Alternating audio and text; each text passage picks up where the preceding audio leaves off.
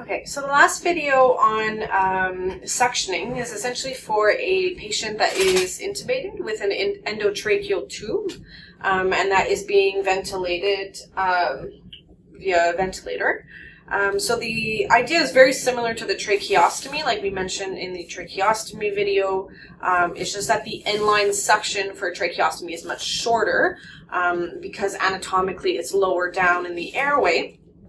So it's much longer for a patient that has an endotracheal tube because all of this tubing has to go and complete this tube, like fill in that tube, and then it comes out at the end, which is where it would go deeper down into the lungs until you reach the carina. So the procedure is exactly the same. So you have the inline suction that's connected to a low wall suction, again around between 80 and 120 millimeters of mercury for the suction. And then you're connected to your ventilator here as you would be with a tracheostomy. So same procedure, you inform your patient of what you're doing your pre-assessment, the reason why you're actually suctioning. You want to have a clinical indication for suctioning. And once you're aware, you know that they're going to be able to tolerate the procedure, you can begin. You would also wear the correct protective equipment that's required based on your patient, whether you have any concerns about any droplet precautions, or it would just be different contact precautions or airborne precautions based on your patient, essentially.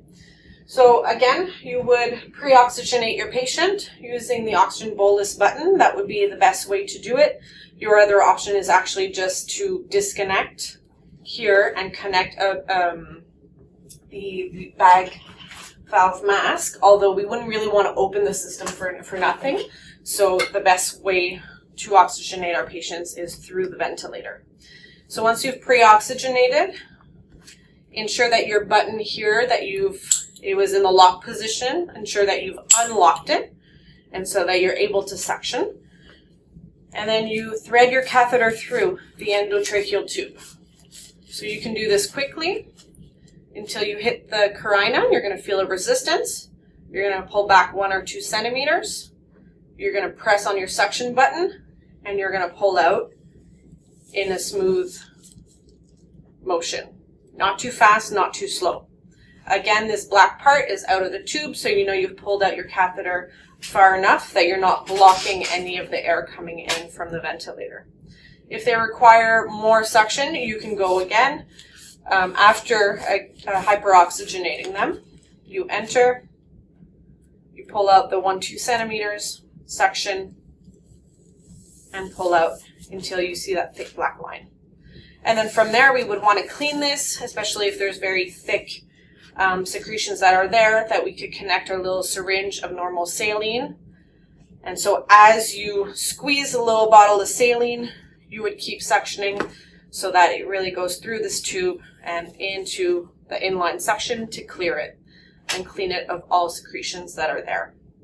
So again, inline suction, it's a good system to ensure that we keep the system closed, keep it clean, avoid any type of contamination, and it's done very quickly for any patients that require it.